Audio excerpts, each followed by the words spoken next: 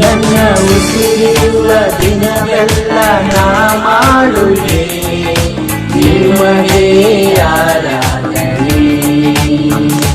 ನನ್ನ ಉಸಿರಿರುವ ದಿನವೆಲ್ಲ ನಾ ಮಾಡುವೆ ನಿಮಗೆ ಆರಾಧನೆ.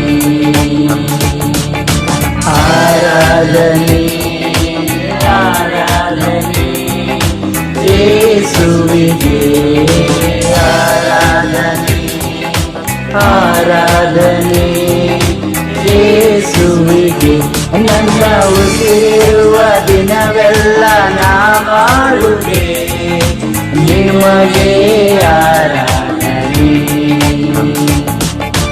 ಎಷ್ಟೊಂದು ಉಪಕಾರ ಜೀವಿತದಲ್ಲಿ ನೀ ಮಾಡಿರುವೆ ಎಸಯ್ಯ. ಎಷ್ಟೊಂದು ಉಪಕಾರ ಜೀವಿತದಲ್ಲಿ ನೀ ಮಾಡಿರುವೆ ಎಸಯ್ಯ.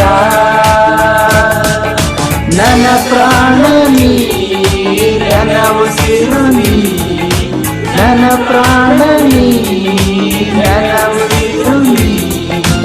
ಎಂದೆಂದು ನಿಮಗೆ ಆರಾಧನೆ ದೇವ, ಎಂದೆಂದು ನಿಮಗೆ ಆರಾಧನೆ. ನನ್ನ ಉಸಿರಿರುವ ದಿನವೆಲ್ಲ ನಾ ಮಾಡುವೆ ನಿಮಗೆ ಆರಾಧನೆ. ಬಲವಿಲ್ಲದಿರುವಾಗ ನನ್ನನ್ನು ನೀ ಬಲಪಡಿಸಿದೆ ಎಸೆಯ. ಬಲವಿಲ್ಲದಿರುವಾಗ ನನ್ನನ್ನು ನೀ ಬಲಪಡಿಸಿದೆ ಎಸೆಯ. ನನ್ನ ಬಲವು ನೀ, ನನ್ನ ಬಂಡೆ ನೀ, ನನ್ನ ಬಲವು ನೀ, ನನ್ನ ಬಂಡೆ ನೀ. ಎಂದೆಂದು ನಿಮಗೆ ಆರಾಧನೆ ದೇವ, ಎಂದೆಂದು ನಿಮಗೆ ಆರಾಧನೆ. ನನ್ನ ಉಸಿರುವ ದಿನವೆಲ್ಲ ನಾ ಮಾಡುವೆ ನಿಮಗೆ ಆರಾಧನೆ. ಹಸಿವಿನಲ್ಲಿರುವಾಗ ನನ್ನನ್ನು ನೀ ಅನುದಿನವೂ ಪೋಷಿಸಿದಿ. ಹಸಿವಿನಲ್ಲಿರುವಾಗ ನನ್ನನ್ನು ನೀ ಅನುದಿನವೂ ಪೋಷಿಸಿದಿ. ನನ್ನ ಪಾಲು ನೀ, ನನ್ನ ಪಾಲು ನೀ, ನನ್ನ ಪಾಲು ನೀ, ನನ್ನ ಪಾಲು ನೀ. ಎಂದೆಂದು ನಿಮಗೆ ಆರಾಧನೆ ದೇವ, ಎಂದೆಂದು ನಿಮಗೆ ಆರಾಧನೆ. ನನ್ನ ಉಸಿರಿರುವ ದಿನವೆಲ್ಲ ನಾ ಮಾಡುವೆ ನಿಮಗೆ ಆರಾಧನೆ. ನನ್ನ ಉಸಿರಿರುವ ದಿನವೆಲ್ಲ ನಾ ಮಾಡುವೆ ನಿಮಗೆ ಆರಾಧನೆ. ಆರಾಧನೆ ಆರಾಧನೆ ಯೇಸುವಿಗೆ ಆರಾಧನೆ. ಆರಾಧನೆ ಯೇಸುವಿಗೆ.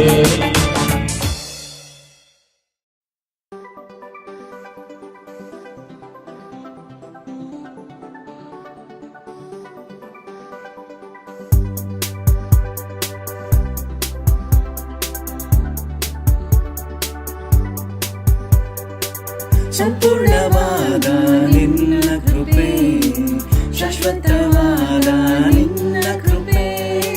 ಸಂಪೂರ್ಣವಾದ ನಿನ್ನ ಕೃಪೆ, ಶಾಶ್ವತವಾದ ನಿನ್ನ ಕೃಪೆ.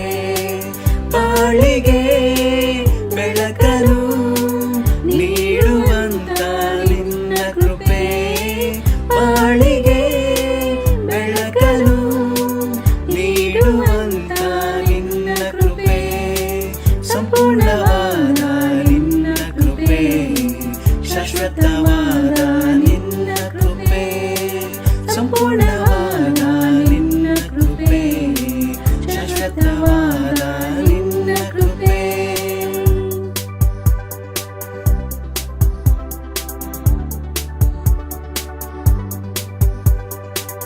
ಪಾಪಿಗೆ ಬಿಡುಗಡೆ ನೀಡಿದಂತ ನಿನ್ನ ಕೃಪೆ ಪರಲೋಕದ ಭಾಗ್ಯವ ದಯಪಾಲಿಸಿದ ನಿನ್ನ ಕೃಪೆ ಪಾಪಿಗೆ ಬಿಡುಗಡೆ ನೀಡಿದಂತ ನಿನ್ನ ಕೃಪೆ ಪರಲೋಕದ ಭಾಗ್ಯವ ದಯಪಾಲಿಸಿದ ನಿನ್ನ ಕೃಪೆ ಆತ್ಮದೇವನೇ ನಿನ್ನ ಕೃಪೆ ಆರಾಧ್ಯ ದೇವನೇ ನಿನ್ನ ಕೃಪೆ ಆತ್ಮದೇವನೇ ನಿನ್ನ ಕೃಪೆ ಆರಾಧ್ಯ ದೇವನೇ ನಿನ್ನ ಕೃಪೆ ಬಾಳಿಗೆ ಬೆಳಕನು ನೀಡುವಂತ ನಿನ್ನ ಕೃಪೆ ಬಾಳಿಗೆ ಬೆಳಕನು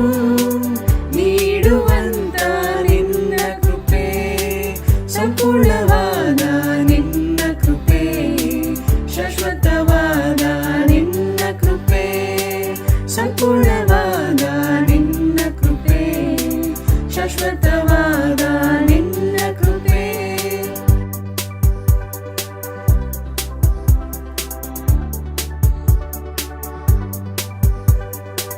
ಕರುಣೆಯ ತೋರಿದ ಪರಿಶುದ್ಧವಾದ ನಿನ್ನ ಕೃಪೆ ನಿತ್ಯವಾದ ಮರಣದಿಂದ ಬಿಡುಗಡೆ ಮಾಡಿದ ನಿನ್ನ ಕೃಪೆ ಕರುಣೆಯ ತೋರಿದ ಪರಿಶುದ್ಧವಾದ ನಿನ್ನ ಕೃಪೆ ನಿತ್ಯವಾದ ಮರಣದಿಂದ ಬಿಡುಗಡೆ ಮಾಡಿದ ನಿನ್ನ ಕೃಪೆ ಆತ್ಮದೇವನೇ ನಿನ್ನ ಕೃಪೆ ಆರೋಗ್ಯದಾತನೇ ನಿನ್ನ ಕೃಪೆ ಆತ್ಮದೇವನೇ ನಿನ್ನ ಕೃಪೆ ಆರೋಗ್ಯದಾತನೇ ನಿನ್ನ ಕೃಪೆ ಬಾಳಿಗೆ ಬೆಳಕನು ನೀಡುವಂತ ನಿನ್ನ ಕೃಪೆ ಬಾಳಿಗೆ ಬೆಳಕನು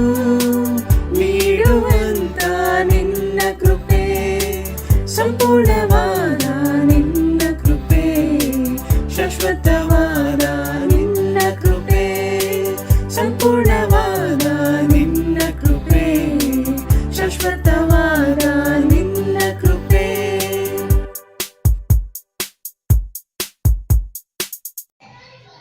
ಮುಂಜಾನೆಯ ನಮಸ್ಕಾರಗಳು ಸಹೋದರರೇ ಹಾಗೂ ಸ್ನೇಹಿತರೆ, ನಿಮ್ಮನ್ನು ಸ್ವಾಗತಿಸ್ತೀನಿ ಕನ್ನಡ ಆನ್ಲೈನ್ ಆರಾಧನೆಗೆ. ಮುಂಜಾನೆ ನಮಸ್ಕಾರಗಳು ಸಹೋದರಿಯರೇ ಮತ್ತು ಸ್ನೇಹಿತರೆ, ಕನ್ನಡ ಆನ್ಲೈನ್ ಸರ್ವಿಸ್ಗೆ ನಿಮ್ಮನ್ನು ಸ್ವಾಗತಿಸುತ್ತೇನೆ. ಈ ಸಮಯದಲ್ಲಿ ನಾವು ಒಂದು ವಾಕ್ಯ ನೋಡೋಣ. ಕೀರ್ತನೆಗಳು 105 1-3. ಯೆಹೋವನಿಗೆ ಕೃತಜ್ಞತಾ ಸ್ತುತಿ ಮಾಡಿರಿ, ಆತನ ನಾಮದ ಮಹತ್ವವನ್ನು ವರ್ಣಿಸಿರಿ, ಜನಾಂಗಗಳಲ್ಲಿ ಆತನ ಕೃತ್ಯಗಳನ್ನು ಪ್ರಸಿದ್ಧಪಡಿಸಿರಿ, ಆತನನ್ನು ಕೀರ್ತಿಸಿರಿ, ಭಜಿಸಿರಿ, ಆತನ ಅದ್ಭುತ ಕಾರ್ಯಗಳನ್ನೆಲ್ಲ ಧ್ಯಾನ ಮಾಡಿರಿ, ಆತನ ಪರಿಶುದ್ಧ ನಾಮದಲ್ಲಿ ಹಿಗ್ಗಿರಿ, ಯೆಹೋವನ ದರ್ಶನವನ್ನು ಕೋರುವವರ ಹೃದಯ ಹರ್ಷಿಸಲಿ. ಆಮೆನ್. ಇಲ್ಲಿ ವಾಕ್ಯ ಹೇಳ್ತದೆ, ಯೆಹೋವನಿಗೆ ಕೃತಜ್ಞತಾ ಸ್ತುತಿ ಮಾಡಿರಿ, ಆತನ ನಾಮದ ಮಹತ್ವವನ್ನು ವರ್ಣಿಸಿರಿ, ಜನಾಂಗಗಳಲ್ಲಿ ಆತನ ಕೃತ್ಯಗಳನ್ನು ಪ್ರಸಿದ್ಧಪಡಿಸಿರಿ. ಇಲ್ಲಿ ಹೇಳ್ತಾ ಇದ್ದೀವಿ ದೇವ್ರ ವಾಕ್ಯ, ಯೆಹೋವನಿಗೆ ದೇವರಿಗೆ ಕೃತಜ್ಞತಾ ಸ್ತುತಿ ಮಾಡ್ಬೇಕಂತೇಳಿ. ಆಮೇಲೆ ಆತನ ನಾಮವಾದ ಮಹತ್ವವನ್ನು ಅಂದರೆ ದೇವರ ನಾಮ ಬಹಳ ದೊಡ್ಡದಾಗಿದೆ. ಅಂತಹ ಒಂದು ನಾಮವನ್ನು ಆರಾಧನೆ ಮಾಡ್ತಾ ಇದ್ದೀವಿ. ಆತನು ಸರ್ವ ಜನಾಂಗಗಳಿಗೆ ದೇವರಾಗಿದ್ದಾನೆ. ಆಮೇಲೆ ಜನಾಂಗಗಳಲ್ಲಿ ಆತನ ಕೃತ್ಯಗಳನ್ನು ಪ್ರಸಿದ್ಧಪಡಿಸುವಂಥ ಜನರು ನಾವಾಗಿದ್ದೀವಿ ಇವತ್ತಿನ ದಿವಸದಲ್ಲಿ. ಆಮೇಲೆ ಅದಕ್ಕಾಗಿ ನಾವು ಈ ಒಂದು ಆರಾಧನೆ ಕೇಳುವಾಗ, ಈ ಒಂದು ಸಂದೇಶ ಕೇಳುವಾಗ, ನಮಗೋಸ್ಕರ ದೇವಬರದರ ಸಂದೇಶ ಕೊಡಲಿದ್ದಾರೆ. ಕೇಳುವಾಗ ನಮ್ಮ ಹೃದಯಗಳನ್ನು ತೆರೆದಿಟ್ಟು ನಾವು ಕೇಳೋಣ. ಆಮೆನ್. ಈ ಸಮಯದಲ್ಲಿ ನಾವು ಪ್ರಾರ್ಥನೆ ಮಾಡೋಣ. ಸರ್ವಶಕ್ತನಾಗಿರುವ ದೇವರೇ, ನಿಮ್ಮ ನಾಮಕ್ಕೆ ಸ್ತೋತ್ರವಾಗಲಿ. ನಿಮ್ಮ ನಾಮಕ್ಕೆ ಹೃದಯಪೂರ್ವಕವಾದ ಸ್ತೋತ್ರಗಳು. ಈ ದಿನ ಈ ಕನ್ನಡ ಆನ್ಲೈನ್ ಸರ್ವಿಸ್ಗೆ ದೇವರೇ ನಮ್ಮನ್ನು ಬರಮಾಡಿದ್ರಿ, ಬಹಳ ಸ್ತೋತ್ರ. ಈ ಸಮಯದಲ್ಲಿ ದೇವರೇ ಒಳ್ಳೆಯ ಒಂದು ವಚನ ಕೊಟ್ರಿ, ಕೀರ್ತನೆಗಳು.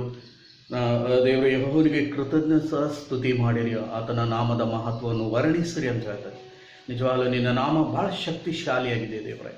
ಈ ಸಮಯದಲ್ಲಿ ಕೂಡ ಇವತ್ತಿನ ದಿನ ಕೂಡ ದೇವ ಬ್ರದರ್ ಮೆಸೇಜ್ ಮಾಡ್ತಾ ಇದ್ದಾರೆ. ಅವರು ಕೂಡ ಆಶೀರ್ವದಿಸಿ, ಕೇಳುವಂಥ ನಮ್ಮನ್ನು ಕೂಡ ಆಶೀರ್ವದಿಸಿ. ದೇವರೇ, ನಾವು ಒಂದು ಒಳ್ಳೆಯ ವಿಷಯಗಳನ್ನು ಕಲಿತ್ಕೊಂಡು ಅನೇಕ ವಿಷಯಗಳನ್ನು ತಿಳ್ಕೊಳ್ಳಿಕ್ಕೆ ನಮಗೆ ಸಹಾಯ ಮಾಡಬೇಕಂತೇಳಿ ಬೇಡಿ ಈ ಪ್ರಾರ್ಥನೆಯನ್ನು ಯೇಸು ಕ್ರಿಸ್ತರ ನಾಮದಲ್ಲಿ ಬೇಡಿದ್ದೀನಿ ತಂದೆ, ಆಮೇನ್.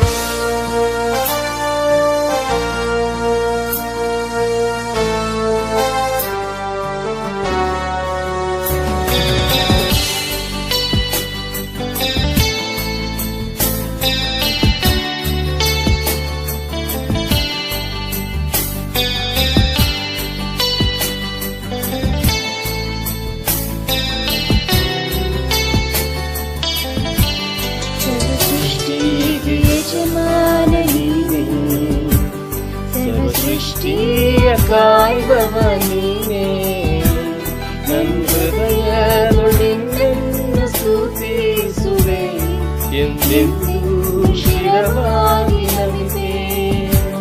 ಸರ್ವಸೃಷ್ಟಿಗೆ ಯಜಮಾನ ನೀನೇ, ಸರ್ವಸೃಷ್ಟಿಯ ಕಾಯ್ದವ ನೀನೇ, ನನ್ನ ಹೃದಯದೊಳಿನ್ನೆನ್ನು ಸ್ತುತಿಸುವೆ, ಎಂದೆಂದೂ ಶಿರವಾಗಿ ನಮಿತೆ. ಹಾಲೆಲೂಯಾ,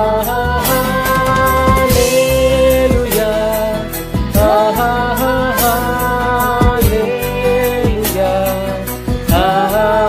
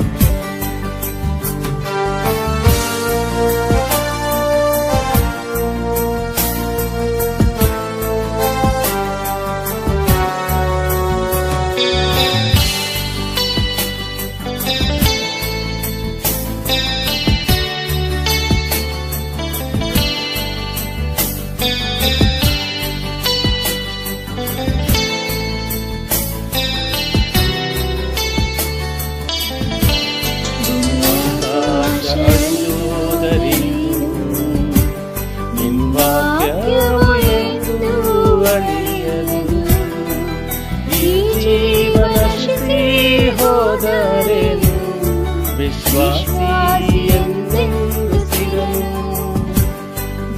ಆಕಾಶ ಅಳಿಯೋದರೇನು ನಿಮ್ಮ ವಾಕ್ಯವು ಎಂದು ಅರಿಯುವುದು. ಈ ಜೀವ ನಶಿಸಿ ಹೋದರೇನು ವಿಶ್ವಾಸಿ ಎಂದೆಂದು ಸ್ಥಿರನು.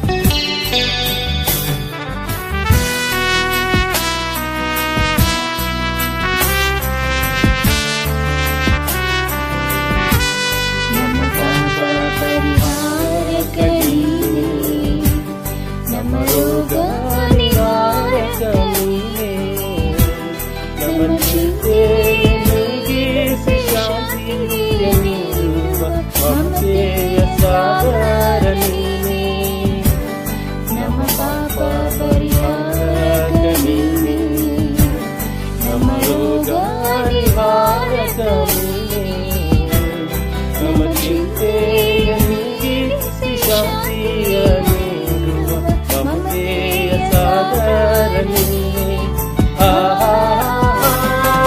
Hallelujah, hallelujah,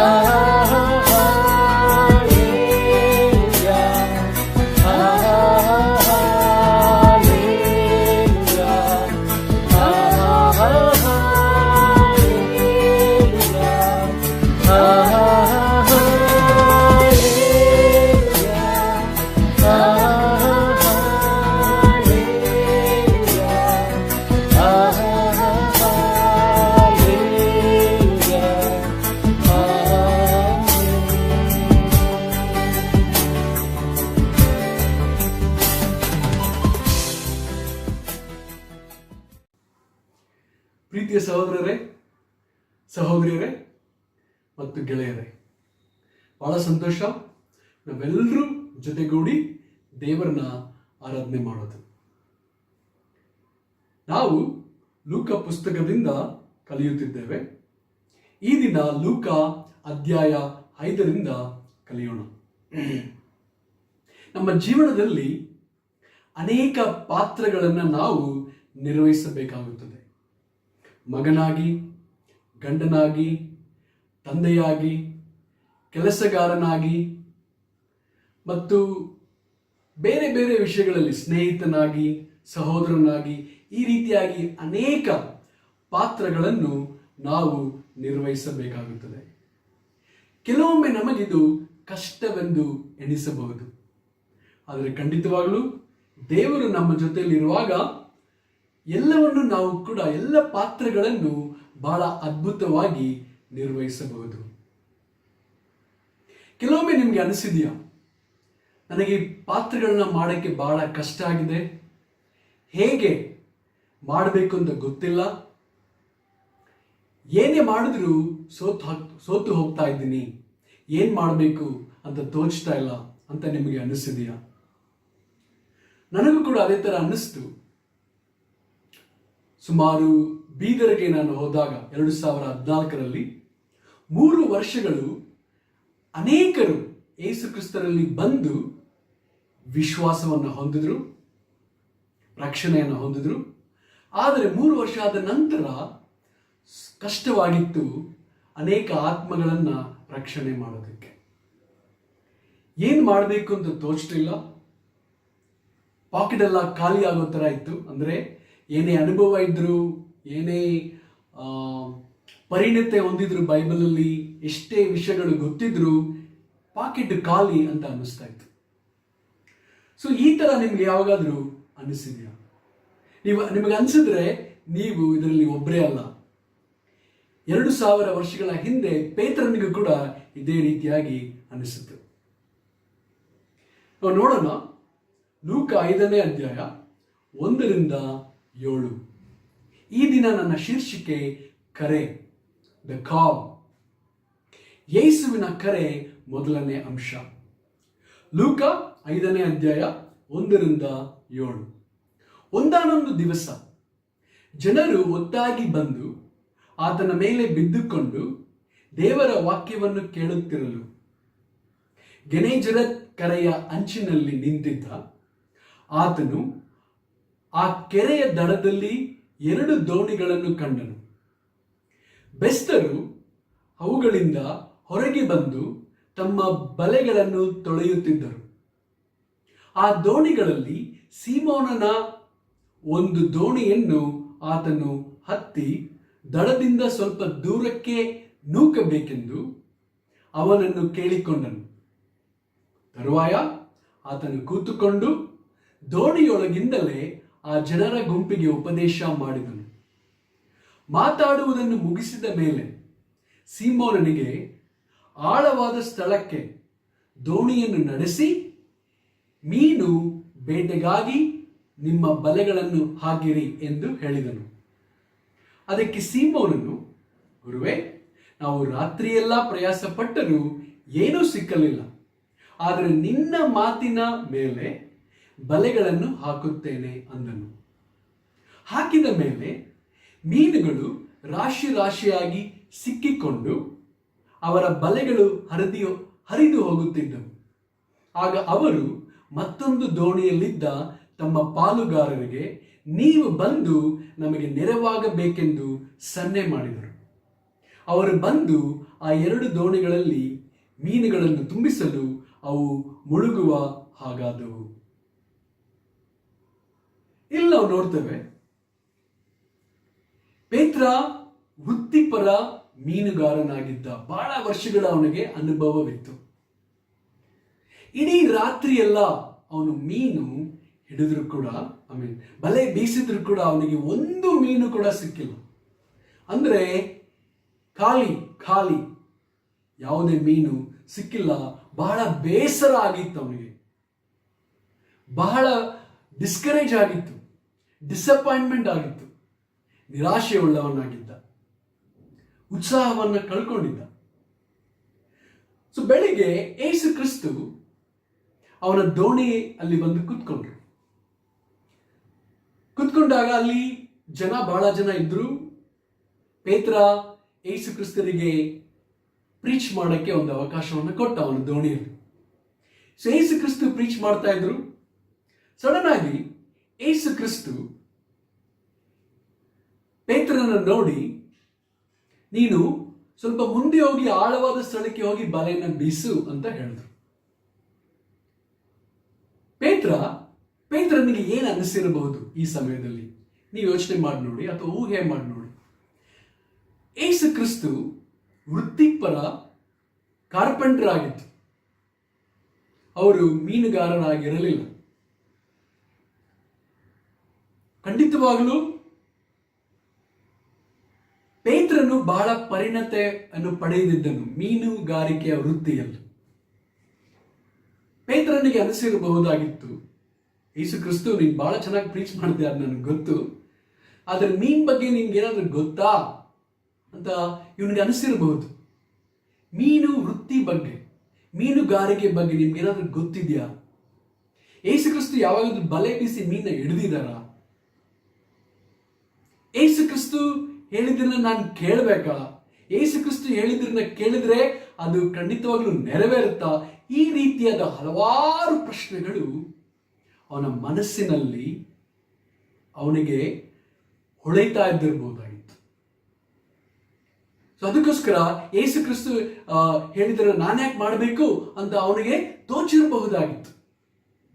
ಆದರೆ ಇಲ್ಲಿ ನಾವು ನೋಡ್ತೇವೆ, ಯೇಸು ಕ್ರಿಸ್ತು ಆಳವಾದ ಸ್ಥಳಕ್ಕೆ ದೋಣಿಯನ್ನು ನಡೆಸಿ ಮೀನು ಬೇಟೆಗಾಗಿ ನಿಮ್ಮ ಬಲೆಗಳನ್ನು ಹಾಕಿರಿ ಅಂತ ಹೇಳಿದಾಗ, ಅದಕ್ಕೆ ಸೀಮೋನನ್ನು ವಚನ 5ರಲ್ಲಿ, ಗುರುವೇ, ನಾವು ರಾತ್ರಿ ಎಲ್ಲ ಪ್ರಯಾಸ ಪಟ್ಟರೂ ಏನು ಸಿಕ್ಕಲಿಲ್ಲ ಅಂತ ಹೇಳ್ದ. ಓಕೆ, ಆದ್ರೆ ಆತರ ಹೇಳಿದ್ರು ಕೂಡ ನಾವು ನೋಡ್ತೇವೆ, ಯೇಸು ಕ್ರಿಸ್ತು ಹೇಳಿದ್ರನ್ನ ಅವನು ಮಾಡಿದ್ರನ್ನ ನೋಡ್ತೇವೆ.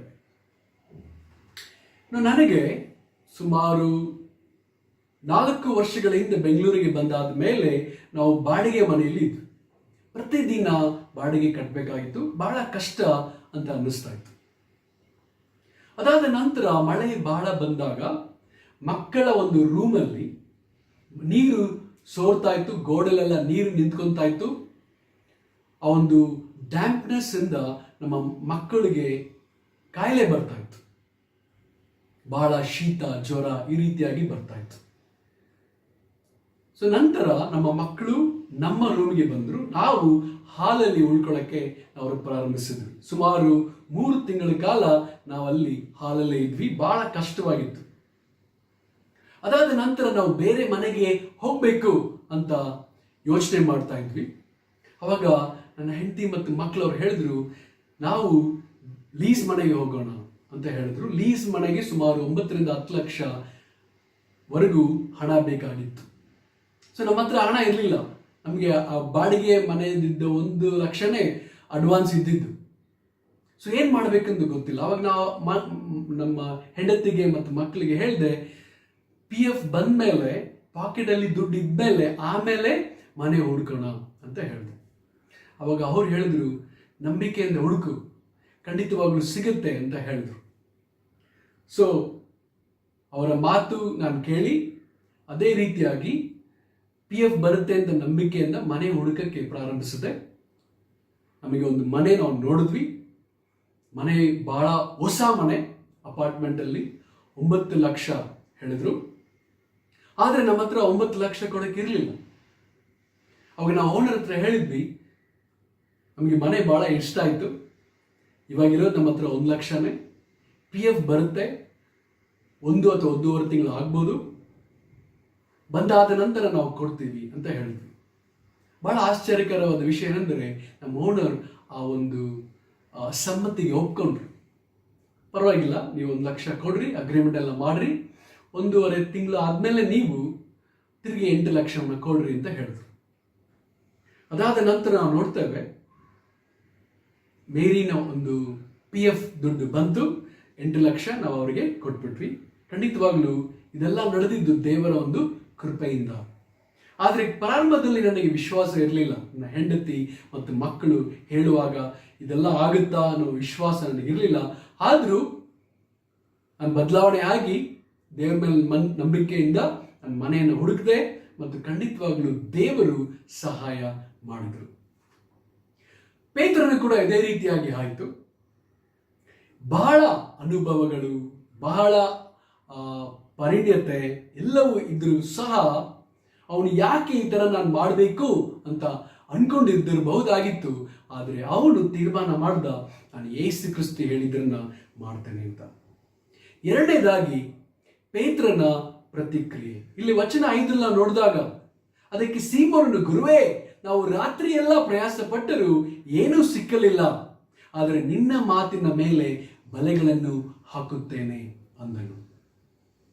ಸೊ ಪೇತ್ರನ ವಿಶ್ವಾಸ ಮತ್ತು ವಿಧೇಯತೆ ನೀವು ಗಮನಿಸಿದ್ರೆ ಬಹಳ ಸಂತೋಷ ಆಗುತ್ತೆ. ಖಂಡಿತವಾಗಲೂ ಈ ರೀತಿಯಾದ ಒಂದು ಪೇತ್ರನ ಒಂದು ಪ್ರತಿಕ್ರಿಯೆಯಿಂದ ಖಂಡಿತವಾಗಲೂ ಬಹಳ ಫಲ ಸಿಕ್ತು. ಸಹೋದರ ಮತ್ತು ಸಹೋದರಿಯರೇ, ಇಂದು ನಮ್ಮ ನಂಬಿಕೆ ಮತ್ತು ವಿಧೇಯತೆ ಹೇಗಿದೆ?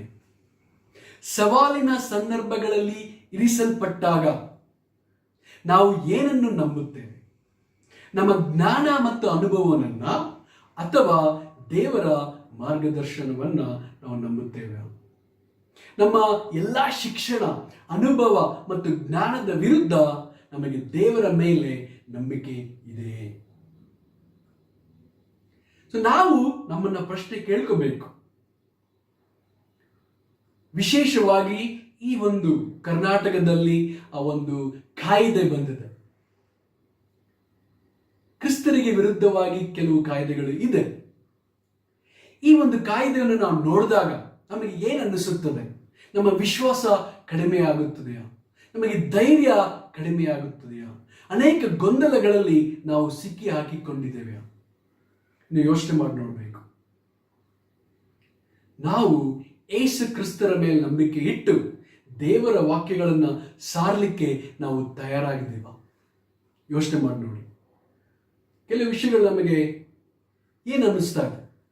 ಯೇಸು ಕ್ರಿಸ್ತರು ನಮಗೆ ಹೇಳಿದ್ದಾರೆ, ಮತ್ತಾಯ 10ನೇ ಅಧ್ಯಾಯ 16ನೇ ವಚನದಲ್ಲಿ, ನೋಡಿ, ತೋಳಗಳ ನಡುವೆ ಕುರಿಗಳನ್ನು ಹೋಗಿಸಿದಂತೆ ನಾನು ನಿಮ್ಮನ್ನು ಕಳುಹಿಸಿಕೊಡುತ್ತೇನೆ. ಆದುದರಿಂದ ಸರ್ಪಗಳಂತೆ ಜಾಣರು, ಪಾರಿವಾಳಗಳಂತೆ ನಿಷ್ಕಪಟಿಗಳು ಆಗಿರಿ. ಇಲ್ಲಿ ಯೇಸು ಕ್ರಿಸ್ತ ನಾವು ನೋಡ್ತೇವೆ, ಬಹಳ ಸಮಯದಲ್ಲಿ ಜನರು ಅವ್ರಿಗೆ ಕೊಲ್ಲಬೇಕು ಅಂತ ಬಂದು ಅವ್ರನ್ನ ಹುಡುಕ್ತಾ ಇದ್ರು, ಅವ್ರನ್ನ ನೋಡ್ತಾ ಇದ್ರು. ಆದರೆ ಹೋದವಾರ ಕೂಡ ನಾವು ಕಲ್ತ್ವಿ, ಕಿರಣ್ ಬ್ರದರ್ ಅವ್ರು ನಮಗೆ ಹೇಳ್ಕೊಟ್ರು, ಜನರು ಗುಂಪು ಗುಂಪಾಗಿ ಕೂಡ್ಕೊಂಡು ಯೇಸು ಕ್ರಿಸ್ತನ ಬೆಟ್ಟದ ಮೇಲೆ ಕರ್ಕೊಂಡು ಹೋಗಿ ನೂಕಬೇಕು ಅಂತ ಬಹಳ ಕೋಪದಿಂದ ನೋಡ್ತಾ ಇದ್ರು. ಆದ್ರೆ ಬೈಬಲ್ ಹೇಳುತ್ತೆ, ಯೇಸು ಕ್ರಿಸ್ತರು ಬಹಳ ಸರಳವಾಗಿ ಅವರ ಮಧ್ಯದಲ್ಲಿಯೇ ಹಾದು ಹೋದರು ಅಂತ ವಚನ ಹೇಳುತ್ತೆ. ಅಂದ್ರೆ ಯೇಸು ಕ್ರಿಸ್ತನ ಒಂದು ಜಾಣತನ, ಯೇಸು ಕ್ರಿಸ್ತನ ಒಂದು ಪ್ರೀತಿ, ಯೇಸು ಕ್ರಿಸ್ತನ ಒಂದು ಧೈರ್ಯವನ್ನು ನಾವಿಲ್ಲಿ ನೋಡ್ತೇವೆ. ಅದೇ ರೀತಿಯಾಗಿ ನಾವು ಕೂಡ ಇವತ್ತು ಪ್ರೀತಿ, ಧೈರ್ಯ ಮತ್ತು ಜಾಣತನವನ್ನು ನಾವು ಇಟ್ಕೋಬೇಕಾಗಿದೆ ಈ ಒಂದು ಪರಿಸ್ಥಿತಿಯ ನಡುವೆ. ಯೇಸು ಕ್ರಿಸ್ತ ನಮ್ಮೆಲ್ಲರನ್ನು ಕೂಡ ಕರೆದಿದ್ದಾರೆ. ನಾವು ಹೇಗೆ ಪ್ರತಿಕ್ರಿಯಿಸ್ತೀವಿ ಅನ್ನೋದು ಬಹಳ ಮುಖ್ಯವಾಗಿದೆ. ಯೇಸು ಕ್ರಿಸ್ತ ನಮ್ಮನ್ನ ಬರೀ ಶಿಷ್ಯರಾಗಕ್ಕೆ ಕರೆದಿಲ್ಲ, ಬಟ್ ಹಲವಾರು ವಿಷಯಗಳಿಂದ ಬದಲಾವಣೆ ಆಗಬೇಕು ಮತ್ತು ಆಗಲಿಕ್ಕೆ ಯೇಸು ಕ್ರಿಸ್ತ ನಮ್ಮನ್ನು ಕರೆದಿದ್ದಾರೆ. ಶ್ರಮದಿಂದ ವಿಶ್ರಾಂತಿಗೆ ನಮ್ಮನ್ನು ಕರೆಯಲಾಗಿದೆ. ಮತ್ತಾಯ 11:28. ಸಾವಿನಿಂದ ಜೀವನಕ್ಕೆ ನಮ್ಮನ್ನು ಕರೆಯಲಾಗಿದೆ. 1 ಯೋಹಾನ 3:14. ಗುಲಾಮತನದಿಂದ ಸ್ವಾತಂತ್ರ್ಯಕ್ಕೆ ನಮ್ಮನ್ನು ಕರೆಯಲಾಗಿದೆ. ಗಲಾತಿಯ 5:13. ಕತ್ತಲೆಯಿಂದ ಬೆಳಕಿಗೆ ನಮ್ಮನ್ನು ಕರೆಯಲಾಗಿದೆ. 1 ಪೇತ್ರ 2:9. ಬಂಧನದಿಂದ ಶಾಂತಿಗೆ ನಮ್ಮನ್ನು ಕರೆಯಲಾಗಿದೆ. 1 ಕೊರಿಂಥದವರು 7:15. ಆತನ ಮಗನ ಸಹಭಾಗಿತ್ವಕ್ಕೆ ಕರೆಯಲಾಗಿದೆ. 1 ಕೊರಿಂಥ 1:9. ನಮ್ಮನ್ನು ಯೇಸು ಕ್ರಿಸ್ತು ಈ ರೀತಿಯಾಗಿ ಬದಲಾವಣೆ ಆಗಲಿಕ್ಕೆ ಕರೆದಿದ್ದಾರೆ. ನಮ್ಮ ಜೀವನ ಎಷ್ಟೊಂದು ಬದಲಾವಣೆಯಾಗಿದೆ. ಕರೆಯನ್ನು ಪಾಲಿಸುವ ಮೂಲಕ ನಾವು ಇವತ್ತು ಏನಾಗಿದ್ದೇವೆ ಯೇಸು ಕ್ರಿಸ್ತುವಿನಲ್ಲಿ ಅಂತ ನಾವು ನೋಡುವಾಗ, ಮೊದಲನೇದು ನಾವು ದೇವರ ಮಗನಾಗಿದ್ದೇವೆ. ಯೋಹಾನ 1:12. ನಾವು ದೇವರ ಮಕ್ಕಳಾಗಿದ್ದೇವೆ. ಗಲಾತಿಯ 3:26. ನಮ್ಮನ್ನು ದೇವರ ಸೇವಕರನ್ನಾಗಿ ಮಾಡಲಾಗಿದೆ. ಮತ್ತಾಯ 25:21. ನಮ್ಮನ್ನು ದೇವರ ಸಂತರನ್ನಾಗಿ ಅಂದರೆ ಸೇಂಟ್ಸ್ ಅನ್ನಾಗಿ ಮಾಡಲಾಗಿದೆ. ಕೊಲೆಸ್ಯರಿಗೆ 1:1. ನಾವು ದೇವರ ಸಾಕ್ಷಿಗಳಾಗಿದ್ದೇವೆ. 1 ಥೆಸಲೋನಿಕ 2:10. ನಾವು ದೇವರೊಂದಿಗೆ ಕೆಲಸಗಾರರಾಗಿದ್ದೇವೆ. 2 ಕೊರಿಂಥ 6:1. ನಾವು ಉನ್ನತ ಕರೆಗೆ ಕರೆಯಲ್ಪಟ್ಟಿದ್ದೇವೆ. ಫಿಲಿಪಿಯರಿಗೆ 3:14. ನಾವು ಪವಿತ್ರಾತ್ಮ ಕರೆಗೆ ಕರೆಯಲ್ಪಟ್ಟಿದ್ದೇವೆ. 2 ತಿಮೋತಿ 1:9. ನಾವು ಸ್ವರ್ಗೀಯ ಕರೆಗೆ ಕರೆಯಲ್ಪಟ್ಟಿದ್ದೇವೆ. ಹಿಬ್ರಿಯರಿಗೆ 3:1. ಸೊ ಈ ರೀತಿಯಾಗಿ ಅನೇಕ ಆಶೀರ್ವಾದಗಳು ನಮಗೆ ಸಿಕ್ಕಿದೆ. ನಮಗೆ ಖಂಡಿತವಾಗ್ಲೂ ಯಾರೆಲ್ಲ ಯೇಸು ಕ್ರಿಸ್ತರಲ್ಲಿ ಬಂದರೆ ಅವರಿಗೂ ಸಿಗುತ್ತೆ. ಲೂಕ 5:6-11 ನಾವು ನೋಡೋಣ. ಹಾಕಿದ ಮೇಲೆ ಮೀನುಗಳು ರಾಶಿ ರಾಶಿಯಾಗಿ ಸಿಕ್ಕಿಕೊಂಡು ಅವರ ಬಲೆಗಳು ಹರಿದು ಹೋಗುತ್ತಿದ್ದವು. ಆಗ ಅವರು ಮತ್ತೊಂದು ದೋಣಿಯಲ್ಲಿದ್ದ ತಮ್ಮ ಪಾಲುಗಾರರಿಗೆ, ನೀವು ಬಂದು ನಮಗೆ ನೆರವಾಗಬೇಕೆಂದು ಸನ್ನೆ ಮಾಡಿದರು. ಅವರು ಬಂದು ಆ 2 ದೋಣಿಗಳಲ್ಲಿ ಮೀನುಗಳನ್ನು ತುಂಬಿಸಲು ಅವು ಮುಳುಗುವ ಹಾಗಾದವು. ಸೀಮೋನ್ ಪೇತ್ರನು ಇದನ್ನು ಕಂಡು ಯೇಸುವಿನ ಮೊಣಕಾಲಿಗೆ ಬಿದ್ದು, ಸ್ವಾಮಿ, ನಾನು ಪಾಪಾತ್ಮನು, ನನ್ನನ್ನು ಬಿಟ್ಟು ಹೋಗಬೇಕು ಅಂದನು. ಯಾಕೆಂದರೆ ಅವನಿಗೂ ಅವನ ಸಂಗಡ ಇದ್ದವರೆಲ್ಲರಿಗೂ ತಾವು ಹಿಡಿದ ಮೀನುಗಳ ನಿಮಿತ್ತ ವಿಸ್ಮಯ ಹಿಡಿದಿತ್ತು. ಅಂದರೆ ಬಹಳ ಆಶ್ಚರ್ಯ ಆಯ್ತು ಅವರಿಗೆ. ಸೀಮೋನನ ಪಾಲುಗಾರರಾಗಿದ್ದಂಥ ಜೆಬೆದಾಯನ ಮಕ್ಕಳಾದ ಯಾಕೋಬ, ಯೋಹಾನರು ಹಾಗೆಯೇ ವಿಸ್ಮಯ ಪಟ್ಟರು.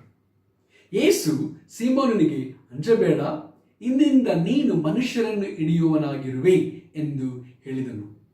ಅವರು ತಮ್ಮ ದೋಣಿಗಳನ್ನು ದಡಕ್ಕೆ ತಂದು ಎಲ್ಲವನ್ನು ಬಿಟ್ಟು ಆತನನ್ನು ಹಿಂಬಾಲಿಸಿದರು. ಪೇತ್ರ ನೋಡ್ದ, ನಾನು ಇಡೀ ರಾತ್ರಿ ಎಷ್ಟೊಂದು ಕಷ್ಟಪಟ್ಟು ಪಟ್ಟಿದೆ, ಆದರೆ ಒಂದು ಮೀನು ಕೂಡ ಹಿಡಿಯಕ್ಕೆ ಆಗಲಿಲ್ಲ. ಬಲೆಗಳೆಲ್ಲ ಖಾಲಿಯಾಗಿತ್ತು. ಆದರೆ ಯೇಸು ಕ್ರಿಸ್ತು ಒಂದೇ ಒಂದು ಮಾತು ಹೇಳಿ ಆ ಜಾಗಕ್ಕೆ ಬಲೆಯನ್ನು ಬೀಸಿದಾಗ ಬಲೆ ಇಳಿಸಲಾಗದಷ್ಟು ಮೀನುಗಳು ಬಲೆಯಲ್ಲಿ ಬಂದಿದ್ದನ್ನು ಕಂಡು ಅವನು ವಿಸ್ಮಯನಾದ, ಬಹಳ ಆಶ್ಚರ್ಯಚಕಿತನಾದ. ಅವನು ಈ ಒಂದು ಯೇಸು ಕ್ರಿಸ್ತ, ಈ ಒಂದು ಪುರುಷ, ಈ ಒಂದು ಮನುಷ್ಯ ಖಂಡಿತವಾಗ್ಲೂ ಸಾಧಾರಣ ಮನುಷ್ಯನಲ್ಲ, ಮಹಾಪುರುಷ ಅಂತ ಅವನಿಗೆ ಯಾವಾಗಲೇ ಅನ್ನಿಸ್ತು. ಖಂಡಿತವಾಗ್ಲೂ ಅದಾದ ನಂತರ ನಾವು ನೋಡ್ತೇವೆ, ಪೇತ್ರನು ಸಿಸೇರಿಯಾದಲ್ಲಿ ಇರುವಾಗ ಯೇಸು ಕ್ರಿಸ್ತು ಕೇಳಿದಾಗ ನಾನು ಯಾರು ಅಂತ ಹೇಳಿದಾಗ ನೀನು ಮೆಸ್ಸಾಯ ಅಂತ ಅವನು ಹೇಳ್ದ. ಖಂಡಿತವಾಗ್ಲೂ ಪೇತ್ರನಿಗೆ ಗೊತ್ತಾಯ್ತು, ಈ ಒಬ್ಬ ಮನುಷ್ಯ ಒಬ್ಬ ಸಾಧಾರಣವಾದಲ್ಲ, ಖಂಡಿತವಾಗ್ಲೂ ದೇವರಾಗಿದ್ರು ಮತ್ತು ಖಂಡಿತವಾಗ್ಲೂ ಪರಿಶುದ್ಧ ಒಬ್ಬ ಮನುಷ್ಯ, ನಾನು ಇವ್ರ ಮುಂದೆ ನಿಲ್ಲಕ್ಕೆ ನನಗೆ ಯೋಗ್ಯತೆ ಇಲ್ಲ ಅಂತ ಅವನಿಗೆ ಅನ್ನಿಸ್ತು. ಸೊ ಅದಕ್ಕೋಸ್ಕರನೇ ಪೇತ್ರ ಹೇಳ್ದ, ಯೇಸು ಕ್ರಿಸ್ತು ನಾನು ಪಾಪಾತ್ಮ, ನನ್ನಿಂದ ಬಿಟ್ಟು ನೀನು ತೊಲಗು ಹೋಗು ಅಂತ ಪೇತ್ರ ಹೇಳಿದ್ರು ನಾವಿಲ್ಲಿ ನೋಡ್ತೇವೆ. ಯಾವಾಗ ದೇವರು ಎಷ್ಟು ದೊಡ್ಡವರು ಅಂತ ನಮಗೆ ಅರಿವಾಗುತ್ತೋ ಆವಾಗ ನಾವು ಎಷ್ಟೊಂದು ಚಿಕ್ಕವರು ಅಂತ ನಮಗೆ ತಿಳಿಯುತ್ತೆ. ಯಾವಾಗ ದೇವರ ಬಗ್ಗೆ ನಮಗೆ ಸರಿಯಾಗಿ ಮಾಹಿತಿ ಇಲ್ವೋ, ಜ್ಞಾನ ಬರಲ್ವೋ, ತಿಳುವಳಿಕೆ ಬರಲ್ವೋ, ಅವಾಗ ನಾವು ನಮ್ಮನ್ನ ಹೆಚ್ಚಿಸ್ಕೊಂಡು ಅಹಂಕಾರಿಗಳಾಗಿರ್ತೇವೆ. ಖಂಡಿತವಾಗ್ಲೂ ಬಹಳ ಜನರಿಗೆ ಈ ರೀತಿಯಾಗಿ ಅನ್ನಿಸುತ್ತೆ. ನಾವು ನೋಡ್ತೇವೆ, ಏಷಾಯನಿಗೂ ಅಧ್ಯಾಯ 6ರಲ್ಲಿ ಅನ್ನಿಸ್ತು, ದೇವರ ನೋಡಿ, ದೇವರೇ ನನ್ನ ತುಟಿಗಳು ಅಶುದ್ಧವಾಗಿವೆ, ಓಕೆ ಅಯ್ಯೋ ನಾನು ಶಪಿಸಲ್ಪಡಬೇಕು ಅಂತ ಅವನು ಹೇಳ್ದ. ಅದೇ ರೀತಿಯಾಗಿ ದಾನಿಯೇಲನ ಕನಸು ಹೇಗಿತ್ತಂದ್ರೆ, ನನ್ನ ಒಂದು ಸೌಂದರ್ಯವು ಹೋಗಿ ಅದು ಬಹಳ ಕಸವಾಗಿ ಕಾಣಿಸ್ತಾ ಇದೆ ಅಂತ ಅವನು ಹೇಳ್ದ. ಅಂದ್ರೆ ಚೆನ್ನಾಗಿ ಕಾಣಿಸ್ತಾ ಇಲ್ಲ.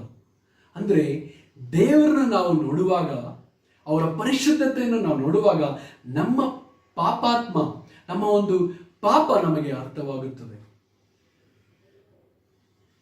ಸಹೋದರ ಸಹೋದರಿಯರು, ಯಾರಾದರೂ ಬಹಳ ಜಂಬವಾಗಿ ಅಹಂಕಾರಿಗಳಾಗಿ ತಮ್ಮನ್ನ ತಾವು ಹೆಚ್ಚಿಸ್ಕೊಂತ ಇದ್ರೆ ಖಂಡಿತವಾಗ್ಲೂ ಅವರಿಗೆ ದೇವರ ಬಗ್ಗೆ ಏನು ಗೊತ್ತಿಲ್ಲ ಅಂತ ಅರ್ಥ.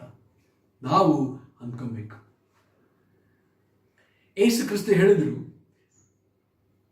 ಕುಡುಕನಿಗೆ ಮತ್ತು ವ್ಯಭಿಚಾರಿಗಳಿಗೆ ಖಂಡಿತವಾಗ್ಲೂ ದೇವರ ರಾಜ್ಯ ಸಿಗುತ್ತೆ, ಆದರೆ ಫರಿಸಾಯರಿಗೆ ಮತ್ತು ತಮ್ಮನ್ನು ತಾವು ಹೆಚ್ಚಿಸ್ಕೊಳ್ಳೋರಿಗೆ ಖಂಡಿತವಾಗ್ಲೂ ದೇವರ ರಾಜ್ಯ ಸಿಗೋದಿಲ್ಲ ಅಂತ ಹೇಳಿದ್ದಾರೆ. ಸೊ ಇವತ್ತು ನಮಗೆ ದೇವರ ಒಂದು ಅಗತ್ಯತೆ ತಿಳಿದಿದೆಯಾ?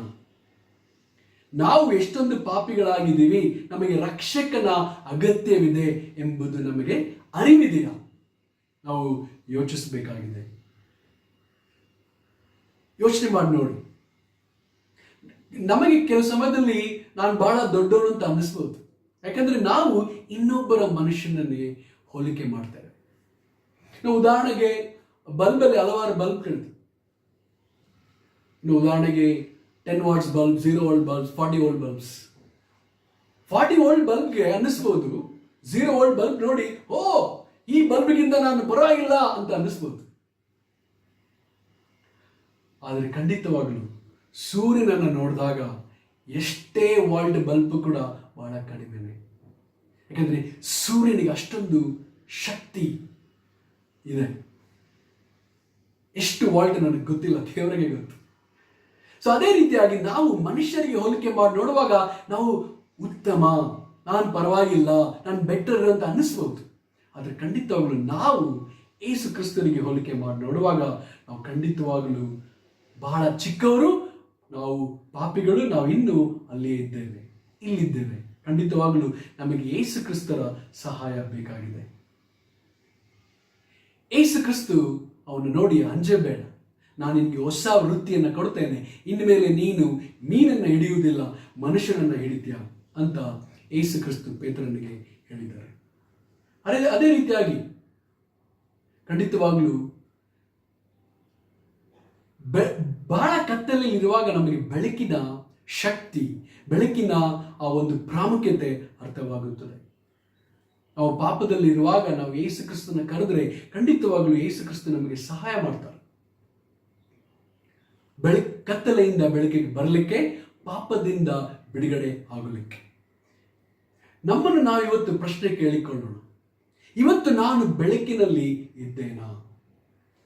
ಕತ್ತಲೆಯ ಕಾರ್ಯಗಳಿಂದ ಹೊರಬರಲು ನಾನು ಏನು ಮಾಡಬೇಕು? ನನ್ನ ಜೀವನದಲ್ಲಿ ಯೇಸುವಿನ ಅಗತ್ಯವನ್ನು ನಾನು ನೋಡುತ್ತೇನಾ? ಈ ರೀತಿಯಾದ ಕೆಲವು ಪ್ರಶ್ನೆಗಳನ್ನು ನಾವು ಕೇಳಿಕೊಳ್ಳಬೇಕು. ಇಲ್ಲಿ ಪೇತ್ರನ ನೋಡುವಾಗ ವಿಶ್ವಾಸದಿಂದ ವಿಧೇಯನಾಗಿ ನಡ್ಕೊಂಡಾಗ, ಪ್ರತಿಕ್ರಿಯಿಸಿದಾಗ ಯೇಸು ಕ್ರಿಸ್ತನ ಮಹತ್ವ ಅವನಿಗೆ ತಿಳಿಯಿತು. ಅವನ ಜೀವನ ಬದಲಾವಣೆ ಆಯಿತು. ಸೊ ಇವತ್ತು ನಾವು ಕೂಡ ಯೇಸು ಕ್ರಿಸ್ತನ ವಿಶ್ವಾಸಿಸ್ತೇವ, ಅವರಿಗೆ ವಿಧೇಯರಾಗಿ ನಡ್ಕೊಂತೇವ, ಮತ್ತು ಆ ಥರ ನಡ್ಕೊಂಡ್ರೆ ಖಂಡಿತ ನಮ್ಮ ಜೀವನ ಬದಲಾವಣೆ ಆಗುತ್ತೆ. ಮೂರನೇದಾಗಿ, ಕುಷ್ಠರೋಗಿಯು ಯೇಸುವನ್ನು ಗುಣವಾಗುವುದಕ್ಕಾಗಿ ಕರೆದನು. ಲೂಕ 5ನೇ ಅಧ್ಯಾಯ 12-16. ಆತನು ಒಂದಾನೊಂದು ಊರಿನಲ್ಲಿದ್ದಾಗ ಮೈಯೆಲ್ಲ ಕುಷ್ಠರೋಗ ತುಂಬಿದ್ದ ಒಬ್ಬ ಮನುಷ್ಯನು ಯೇಸುವನ್ನು ಕಂಡು ಅಡ್ಡ ಬಿದ್ದು, ಸ್ವಾಮಿ, ನಿನಗೆ ಮನಸ್ಸಿದ್ದರೆ ನನ್ನನ್ನು ಶುದ್ಧ ಮಾಡಬಲ್ಲೆ ಎಂದು ಬೇಡಿಕೊಂಡನು. ಆತನು ಕೈ ನೀಡಿ ಅವನನ್ನು ಮುಟ್ಟಿ, ನನಗೆ ಮನಸ್ಸುಂಟು, ಶುದ್ಧನಾಗು ಅಂದನು. ಕೂಡಲೇ ಅವನ ಕುಷ್ಠವು ಹೋಯಿತು. ಆಗ ಆತನು ಅವನಿಗೆ, ನೀನು ಯಾರಿಗೆ ಹೇಳಬೇಡ, ಆದರೆ ಹೋಗಿ ಯಾಜಕನಿಗೆ ನಿನ್ನ ಮೈ ತೋರಿಸಿ ಮೋಶೆಯು ನೇಮಕ ಮಾಡಿರುವುದನ್ನು ಅರ್ಪಿಸಿ ನಿನ್ನ ಶುದ್ಧಾಚಾರವನ್ನು ನೆರವೇರಿಸು, ಅದು ಜನರಿಗೆ ಸಾಕ್ಷಿಯಾಗಲಿ ಎಂದು ಅಪ್ಪಣೆ ಕೊಟ್ಟನು. ಆದರೂ ಆತನ ಸುದ್ದಿಯು ಮತ್ತಷ್ಟು ಹಬ್ಬಿತು ಮತ್ತು ಜನರು ಆತನ ಉಪದೇಶವನ್ನು ಕೇಳುವುದಕ್ಕೂ ತಮ್ಮ ತಮ್ಮ ಜಾಡ್ಯಗಳನ್ನು ವಾಸಿ ಮಾಡಿಕೊಳ್ಳುವುದಕ್ಕೂ ಗುಂಪು ಗುಂಪಾಗಿ ನೆರೆದರು. ಆತನಾದರೋ ಅರಣ್ಯ ಪ್ರದೇಶಗಳಿಗೆ ಹೋಗಿ ದೇವರ ಪ್ರಾರ್ಥನೆಯನ್ನು ಮಾಡುತ್ತಿದ್ದನು. ಸೊ ಇಲ್ಲಿ ಒಬ್ಬ ಕುಷ್ಠರೋಗಿ ಯೇಸು ಹತ್ರ ಬರೋದನ್ನ ನಾವು ನೋಡ್ತೇವೆ. ಅವನ ಕುಷ್ಠರೋಗ ಬಹಳ ಆಗ್ಬಿಟ್ಟು ಅಡ್ವಾನ್ಸ್ ಸ್ಟೇಜಲ್ಲಿತ್ತು. ಕುಷ್ಠರೋಗ ಆದರೆ ಶರೀರವು ಖಂಡಿತವಾಗ್ಲೂ ಬಹಳ ಕೊಳುತು ಹೋಗೋ ಥರ ಇರುತ್ತೆ, ನರಗಳು ಬಹಳ ಬಲಹೀನರಾಗುತ್ತೆ, ಸ್ನಾಯುಗಳು ಕುಂದು ಹೋಗುತ್ತೆ, ಶಾರೀರಿಕವಾಗಿ ನೋಡಕ್ಕೆ ಬಹಳ ಅಸೂಯೆಯಾಗಿ ಒಬ್ಬ ಮನುಷ್ಯ ಕುರೂಪಿಯಾಗಿ ಕಾಣಿಸ್ತಾನೆ. ಅದು ಮಾತ್ರವಲ್ಲದೆ ಸಾಮಾಜಿಕವಾಗಿ ಜನರೆಲ್ಲ ಅವನ್ನ ಬಹಳ ಕೀಳಾಗಿ ನೋಡ್ತಾರೆ. ಆಗಿನ ಕಾಲದಲ್ಲಿ ಮೋಶೆ ಲಾ ಪ್ರಕಾರ ಏನ್ ಮಾಡ್ಬೇಕಂದ್ರೆ, ಯಾವನಿಗಾದ್ರೂ ಕುಷ್ಠರೋಗ ಬಂದ್ರೆ ಅವನು ಬಟ್ಟೆಗಳನ್ನ ಹರ್ಕೊಬೇಕು, ಮುಖಾನ ಮುಚ್ಕೋಬೇಕು, ಮತ್ತು ಯಾವಾಗಲೂ ಜನ ಹತ್ರ ಬರುವಾಗ ಕೂಕ್ಕೋಬೇಕು, ನಾನು ಅಶುದ್ಧ, ನನ್ನ ಹತ್ರ ಬರಬೇಡ್ರಿ ಅಂತ ಅವನು ಕೂಕ್ಕೋಬೇಕು. ಈ ರೀತಿಯಾದ ಒಂದು ಕಾಯ್ದೆ ಮೋಶೆಯ ಕಾಲದಲ್ಲಿ ಇತ್ತು. ಅವನು ಯೋಚನೆ ಮಾಡಿ ನೋಡ್ರಿ, ಈ ರೀತಿಯಾಗಿ ನಾವು ಈ ರೀತಿಯಾಗಿ ಇದ್ದಿದ್ರೆ, ಈ ಪರಿಸ್ಥಿತಿಯಲ್ಲಿ ಇದ್ರೆ ನಮಗೆ ಹೇಗಿರ್ತಾ ಇತ್ತು? ಬಹಳ ಅವಮಾನ, ಬಹಳ ನೋವು ನಮಗೆ ಖಂಡಿತವಾಗ್ಲೂ ಬರ್ತಾ ಇತ್ತು. ಈ ರೀತಿಯಾಗಿ ಆ ಸಮಯದಲ್ಲಿ ಕುಷ್ಠರೋಗಿಗಳು ಬಹಳ ಕಳವಳದಿಂದ, ಕಷ್ಟದಿಂದ ತಮ್ಮ ಜೀವನವನ್ನು ಸಾಗಿಸ್ತಾ ಇದ್ರು. ಸೊ ಇಲ್ಲಿ ಅವನು ಕೇಳ್ಕೊಂಡ, ನಿಮಗೆ ಚಿತ್ತವಿದ್ದರೆ, ಮೊಣಕಾಲೂರಿ ನಿಮಗೆ ಚಿತ್ತವಿದ್ದರೆ ನನ್ನನ್ನು ಗುಣ ಮಾಡ ಬಲ್ಲಿರಾ ಅಂತ ಯೇಸುನ ಕೇಳ್ಕೊಂಡಾಗ, ಯೇಸು ಬಹಳ ಕನಿಕರದಿಂದ ಖಂಡಿತವಾಗಿ ಅವನು ಮುಟ್ಟಿ, ಯೋಚನೆ ಆಗಿನ ಕಾಲದಲ್ಲಿ ಹತ್ರನೇ ಬರ್ತಿರಲಿಲ್ಲ ಜನ. ಯೇಸುನ ಶಿಷ್ಯರು ಕೂಡ ಯೋಚನೆ ಮಾಡ್ತಿದ್ರು, ಹತ್ರ ಹೋಗ್ಬೇಕಾ ಅಂತ ಯೋಚನೆ ಮಾಡ್ತಾ ಇರುವಾಗ ಯೇಸು ಕ್ರಿಸ್ತ ಹತ್ರ ಬಂದು ಅವನ್ನ ಮುಟ್ಟಿ, ನನಗೆ ಚಿತ್ತವಿದೆ, ಖಂಡಿತವಾಗಲು ನನಗೆ ಮನಸ್ಸಿದೆ, ನೀನು ಗುಣ ಆಗು ಅಂತ ಹೇಳಿದ್ರು. ಯೇಸು ಕ್ರಿಸ್ತು ಅಶುದ್ಧರಾಗಲಿಲ್ಲ ಅವನ ಮುಟ್ಟಿದಾಗ, ಆದರೆ ಅದರ ಬದಲಾಗಿ ಅವನು ಸಂಪೂರ್ಣವಾಗಿ ಗುಣಮುಖ ಹೊಂದ. ಅವನ ಚರ್ಮವೆಲ್ಲವೂ ಕೂಡ ಮಗುವಿನಂತೆ ಬಹಳ ಚೈತನ್ಯವಾಗಿ ಹೊಳೆಯಕ್ಕೆ ಪ್ರಾರಂಭಿಸುತ್ತೆ.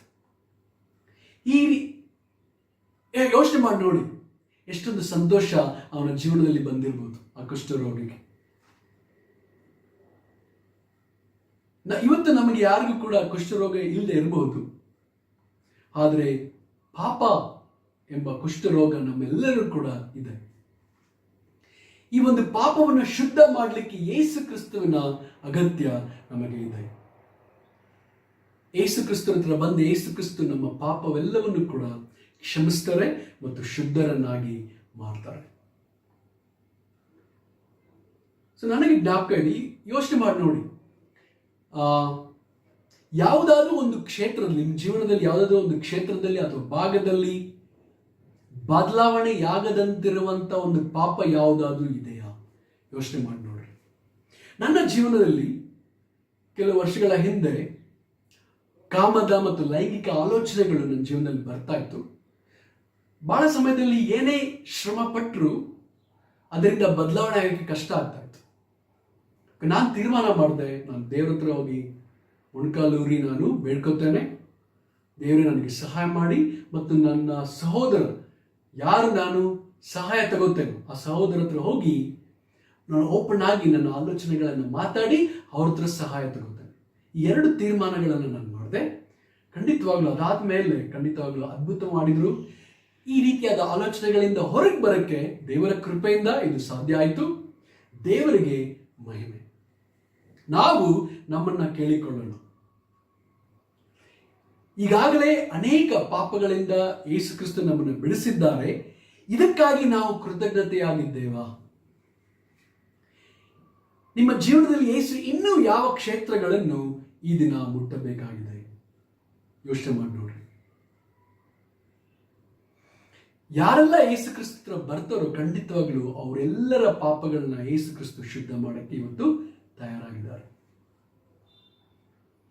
ಇವತ್ತು ಯೇಸು ಕ್ರಿಸ್ತರ ಅಗತ್ಯ ನಮಗೆ ಇದೆ ಅಂತ ಅನ್ನಿಸ್ತಾ ಇದೆ. ಪೇತ್ರನ ಹಾಗೆ ನಾವು ವಿಶ್ವಾಸದಿಂದ ವಿಧೇಯತೆಯಿಂದ ನಾವು ಇದ್ದೇವೆಯಾ? ಇರಕ್ಕೆ ಬಯಸ್ತೇವೆಯಾ? ಆ ಥರ ಬಯಸಿದರೆ ಖಂಡಿತವಾಗಲೂ ನಮ್ಮ ಜೀವನವನ್ನು ಯೇಸು ಕ್ರಿಸ್ತು ಬದಲಾಯಿಸ್ತಾರೆ. ನಾವು ದೇವರು ಎಷ್ಟು ದೊಡ್ಡವರು ಅಂತ ನಮ್ಗೆ ಗೊತ್ತಾದ್ರೆ ನಾವು ಎಷ್ಟೊಂದು ಚಿಕ್ಕವರು ಅಂತ ನಮಗೆ ಗೊತ್ತಾಗುತ್ತೆ. ನಾವು ಬೆಟ್ಟವನ್ನು ನಾವು ಬಹಳ ದೂರದಿಂದ ನೋಡಿದ್ರೆ ಬಹಳ ಚಿಕ್ಕದಾಗಿ ಕಾಣಿಸುತ್ತೆ. ಅದೇ ಥರ ಏರೋಪ್ಲೇನಲ್ಲಿ ನಾವು ಕುತ್ಕೊಂಡಿರುವಾಗ ಕಾರುಗಳು ಮನೆಗಳೆಲ್ಲ ಬಹಳ ಪುಟ್ಟಾಗಿ ಚಿಕ್ಕ ಚಿಕ್ಕದಾಗಿ ಕಾಣಿಸುತ್ತೆ, ಇರುವೆ ಥರ. ಆದರೆ ಹತ್ರ ಹೋದ್ಮೇಲೆ ಆ ಬೆಟ್ಟ ಎಷ್ಟೊಂದು ದೊಡ್ಡದಿದೆ ಅಂತ ಗೊತ್ತಾಗುತ್ತೆ. ಹಾಗೆ ಅಂದ್ರೇನೆ ನಾವು ದೇವರ ಹತ್ರ ಹೋಗುವಾಗ ದೇವರು ಎಷ್ಟೊಂದು ದೊಡ್ಡವರಿದ್ದಾರೆ, ನಾನು ಎಷ್ಟೊಂದು ಚಿಕ್ಕವನಾಗಿದ್ದೀನಿ ಅಂತ ತಿಳಿಯುತ್ತೆ. ಸೊ ನಾವು ದೇವರ ಹತ್ರ ಹೋಗೋಣ. ಹೋಗಿ ನಾವು ದೇವರು ಇಷ್ಟೊಂದು ದೊಡ್ಡವರು ಅಂತ ನಾವು ಅರ್ಥ ಮಾಡಿಕೊಂಡು ಅವರಿಗೆ ವಿಧೇಯರಾಗಿ ನಡ್ಕೊಳ್ಳೋಣ. ಖಂಡಿತವಾಗ್ಲೂ ದೇವರು ನಮ್ಮ ಎಲ್ಲ ಪಾಪಗಳನ್ನ ಕ್ಷಮಿಸಕ್ಕೆ ಮತ್ತು ಶುದ್ಧ ಮಾಡಕ್ಕೆ ಈ ದಿನ ತಯಾರಾಗಿದ್ದಾರೆ. ಈ ಸಮಯದಲ್ಲಿ ನಾವು ಕರ್ತನ ಭೋಜನದಲ್ಲಿ ಪಾಲ್ಗೊಂಡಿದ್ದೇವೆ. 2 ವಿಷಯಗಳನ್ನು ನಾವು ಗಮನಿಸಬೇಕು. ಈಗಾಗಲೇ ಅನೇಕ ಪಾಪಗಳಿಂದ ಯೇಸು ಕ್ರಿಸ್ತು ನಮಗೆ ವಿಮೋಚನೆ ಮಾಡಿದ್ದಾರೆ, ಬಿಡುಗಡೆ ಮಾಡಿದ್ದಾರೆ. ನಾವೆಲ್ಲರೂ ಪಾಪಕ್ಕೆ ಗುಲಾಮರಾಗಿದ್ದು, ಆದರೆ ಇವತ್ತು ಸ್ವಾತಂತ್ರ್ಯರಾಗಿದ್ದು. ಇದಕ್ಕಾಗಿ ನಾವು ಎಷ್ಟೊಂದು ಕೃತಜ್ಞತೆಯಾಗಿದ್ದೀವಿ ಅಂತ ಸ್ವಲ್ಪ ಆಲೋಚನೆ ಮಾಡೋಣ. 2ನೇದಾಗಿ, ಈಗಾಗಲೇ ಎಲ್ಲ ನಮ್ಮ ಜೀವನದಲ್ಲಿ ಕೆಲವು ಪಾಪಗಳನ್ನ ನಾವು ಬದಲಾವಣೆ ಆಗಕ್ಕೆ ಆಗ್ತಾ ಇಲ್ಲ. ಕೆಲವು ಕ್ಷೇತ್ರಗಳು, ಕೆಲವು ಭಾಗಗಳು ಯೇಸು ಕ್ರಿಸ್ತು ಮುಟ್ಟಕ್ಕೆ ತಯಾರಾಗಿದ್ದಾರೆ, ಆದರೆ ನಾವು ಮುಟ್ಕೊಡಕ್ಕೆ ನಾವು ಬಿಡ್ತಾ ಇಲ್ಲ. ಆ ರೀತಿಯಾದ ಒಂದು ವಿಷಯಗಳನ್ನು ನಾವು ಯೋಚಿಸಿ ನಾವು ಖಂಡಿತವಾಗ್ಲೂ ಯೇಸು ಕ್ರಿಸ್ತರ ಹತ್ರ ಬರೋಣ ಮತ್ತು ಪಾಪ ಅರಿಕೆ ಮಾಡಿ ದೇವರ ಮತ್ತು ಜನರ ಸಹಾಯ ತಗೊಂಡು ಖಂಡಿತವಾಗ್ಲೂ ಬದಲಾವಣೆ ಆಗೋಣ. ನಮ್ಮ ಜೀವನ ಬದಲಾವಣೆ ಆಗಿ ಬಹಳ ನಾವು ಫಲ ಕೊಡಬೇಕಂತ ದೇವರು ನಮ್ಮ ಹತ್ರದಿಂದ ಬಯಸ್ತಾರೆ. ಆಮೇಲೆ ಈ ಸಮಯದಲ್ಲಿ ನಾವು ರೊಟ್ಟಿಗಾಗಿ ಪ್ರಾರ್ಥಿಸೋಣ. ಪ್ರೀತಿಯ ದೇವರೇ, ಈ ಸಮಯವನ್ನು ಕೊಟ್ಟಿದ್ದಕ್ಕಾಗಿ ನಿನಗೆ ಬಹಳ ಸ್ತೋತ್ರ, ಧನ್ಯವಾದಗಳನ್ನ ಹೇಳ್ತೇನೆ. ದೇವರೇ, ಈಗಾಗಲೇ ಅನೇಕ ಪಾಪಗಳಿಂದ ನಮ್ಮನ್ನ ಬಿಡುಗಡೆ ಮಾಡಿದ್ಯಾ, ವಿಮೋಚಕನಾಗಿದ್ಯಾ, ಒಳ್ಳೆಯ ವಿಮೋಚಕನಾಗಿದ್ಯಾ, ಅದಕ್ಕಾಗಿ ನಿನಗೆ ಸ್ತೋತ್ರ.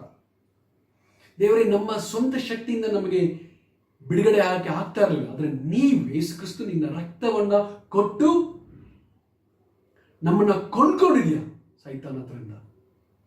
ಇವತ್ತು ನಾವು ಬಿಡುಗಡೆ ಆಗಿದ್ದೇವೆ, ನಿನ್ನ ಮಗಳಾಗಿದ್ದೇವೆ. ಅದಕ್ಕಾಗಿ ನಿನಗೆ ಸ್ತೋತ್ರ.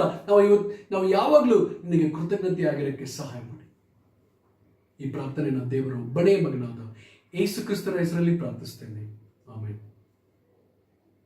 ದ್ರಾಕ್ಷರಸಕ್ಕಾಗಿ ಪ್ರಾರ್ಥಿಸೋಣ. ಪ್ರೀತಿಯ ದೇವರೇ, ಖಂಡಿತವಾಗಲೂ ನೀವು ಬಹಳ ಪರಿಶುದ್ಧನಾಗಿದ್ದೀರ ದೇವರೇ, ಅದು ನಾವು ಪಾಪಿಗಳಾಗಿದ್ದೇವೆ. ಆದರೆ ನೀವು ನನ್ನನ್ನು ಸಂತ ದೇವರ ಮಗಳು ಅಂತ ಕರೀತೀಯ, ಅದಕ್ಕಾಗಿ ನಿನಗೆ ಸ್ತೋತ್ರ. ನಮ್ಮನ್ನ ಸಂತ ಅಂತ ಕರೆದಕ್ಕಾಗಿ ನಿನಗೆ ಸ್ತೋತ್ರ. ನಮ್ಮನ್ನು ಯಾಜಕರು ಅಂತ ನೀನು ಕರೀತೀಯ ದೇವರೇ, ಅದಕ್ಕಾಗಿ ನಿನಗೆ ಸ್ತೋತ್ರ. ದೇವರೇ, ಖಂಡಿತವಾಗ್ಲೂ ಏನೆಲ್ಲ ಕೆಲವು ಪಾಪಗಳಿಂದ ನಮಗೆ ಬದಲಾವಣೆ ಆಗ್ತಾ ಇಲ್ಲ, ಅದಕ್ಕಾಗಿ ನಾವು ಪ್ರಾರ್ಥಿಸ್ತೇವೆ. ಅದರಿಂದ ಹೊರಗೆ ಬರೋಕ್ಕೆ ನಮಗೆ ಸಹಾಯ ಮಾಡಿ. ವಿಜಯ ಹೊಂದಕ್ಕೆ ನೀವು ಸಹಾಯ ಮಾಡಿ. ಖಂಡಿತವಾಗಲೂ ನಮ್ಮನ್ನು ವಿಜಯಶಾಲಿಗಳನ್ನೇ ಮಾಡ್ಲಿಕ್ಕಾಗಿ ನೀವು ನಮ್ಮನ್ನು ಕರೆದಿದ್ದೀರ. ಖಂಡಿತವಾಗ್ಲೂ ನೀವು ಮಾಡ್ತೀರ. ನಾವು ಬದಲಾವಣೆ ಆಗದಂಥ ಪಾಪಗಳಿಗಾಗಿ ನಾವು ಪ್ರಾರ್ಥಿಸ್ತೇವೆ. ಆ ಪಾಪಗಳಿಂದ ನಾವು ಬದಲಾವಣೆ ಹೊಂದಲಿಕ್ಕೆ ನೀವು ಸಹಾಯ ಮಾಡಿ. ಈ ಪ್ರಾರ್ಥನೆಯನ್ನು ದೇವರ ಒಬ್ಬನೇ ಮಗನಾದ ಯೇಸು ಕ್ರಿಸ್ತರ ಹೆಸರಲ್ಲಿ ಪ್ರಾರ್ಥಿಸ್ತೇವೆ. ಆಮೇನ್. ಧನ್ಯವಾದಗಳು.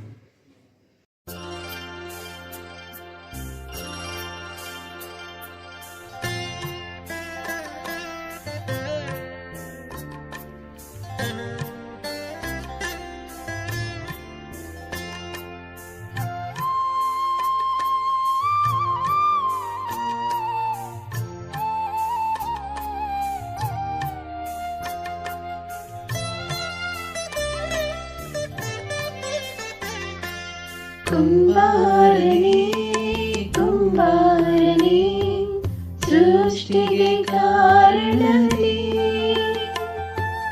ಜೇಡಿ ಮಣ್ಣಾದ ನನ್ನನು ದೃಷ್ಟಿಸಿ ನೋಡಿದೆ ನೀ. ಕುಂಬಾರನೇ ಕುಂಬಾರನೇ ಸೃಷ್ಟಿಗೆ ಕಾರಣನೇ, ಜೇಡಿ ಮಣ್ಣಾದ ನನ್ನನು ದೃಷ್ಟಿಸಿ ನೋಡಿದೆ ನೀ.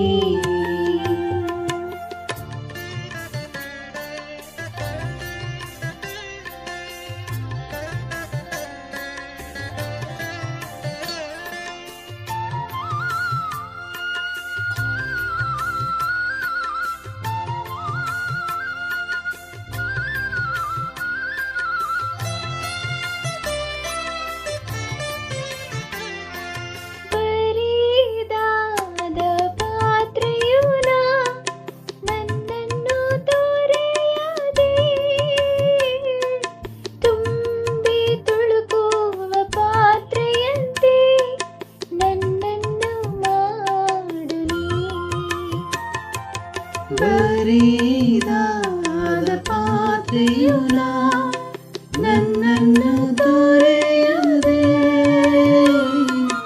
ತುಂಬಿ ತುಳುಕುವ ಪಾತ್ರೆಯಂತೆ ನನ್ನನ್ನು ಮಾಡು ನೀ. ವೇದದಿ ಕಾಣುವ ಪಾತ್ರೆಯಂತೆ ಯೇಸುವ ಹೊಗಳುವೆ, ನನ್ನನ್ನು ಅಂತಹ ಪಾತ್ರೆಯಂತೆ ಬಳಸಿಕೊಳ್ಳು ನೀ. ಕುಂಬಾರನೇ ಕುಂಬಾರನೇ ಸೃಷ್ಟಿಗೆ ಕಾರಣನೇ, ಜೇಡಿ ಮಣ್ಣಾದ ನನ್ನನು ದೃಷ್ಟಿಸಿ ನೋಡಿದೆ ನೀ.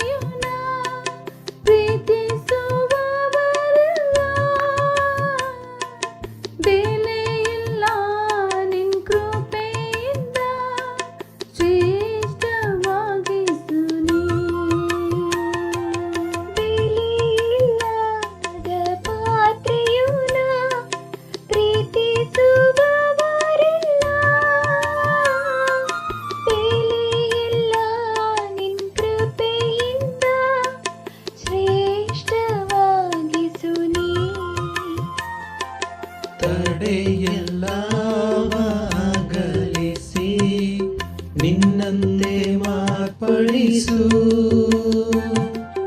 ಜಜ್ಜಿಸಿ ನನ್ನನು ನಿನಗಾಗಿಯೇ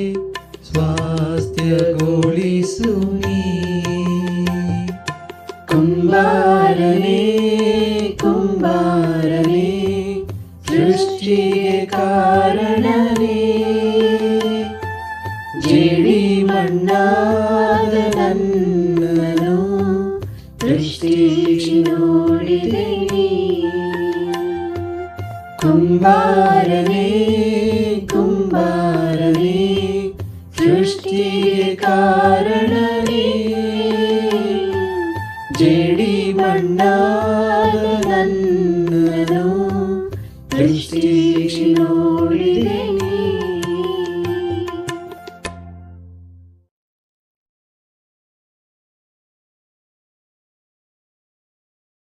ನಿಮ್ಮೆಲ್ಲರಿಗೂ ಬೆಳಗಿನ ನಮಸ್ಕಾರಗಳು ಸಹೋದರ ಸಹೋದರರೇ. ಇಷ್ಟೊತ್ತು ನಾವು ದೇವರ ವಾಕ್ಯವನ್ನು ಕೇಳಿ ಖಂಡಿತ ನನಗೆ ಬಹಳ ಸಂತೋಷ ಆಯಿತು. ದೇವಬ್ರದರನ್ನ ಅತ್ಯುತ್ತಮವಾಗಿ ಉಪಯೋಗ ಮಾಡಿದ್ ನೋಡುವಾಗ 5ನೇ ಅಧ್ಯಾಯ ಇವತ್ತು ಬಹಳ ಹೊಸ ರೀತಿಯಲ್ಲಿ ನಾನು ನೋಡಿದೆ. 2 ವಿಷಯ ನನಗೆ ಅರ್ಥ ಆಯ್ತು. ಒಂದು ವಿಷಯ ನನಗೆ ಬಹಳ ಅರ್ಥ ಆಯ್ತು ಏನಂದ್ರೆ, ಒಂದು ಯೇಸು ಕ್ರಿಸ್ತರು ಪೇದರವ್ರನ್ನ ಕರೆದ್ರು, ಆಮೇಲೆ ಕುಷ್ಠರೋಗಿ ಯೇಸು ಕ್ರಿಸ್ತರನ್ನ ಕರೀತಾರೆ.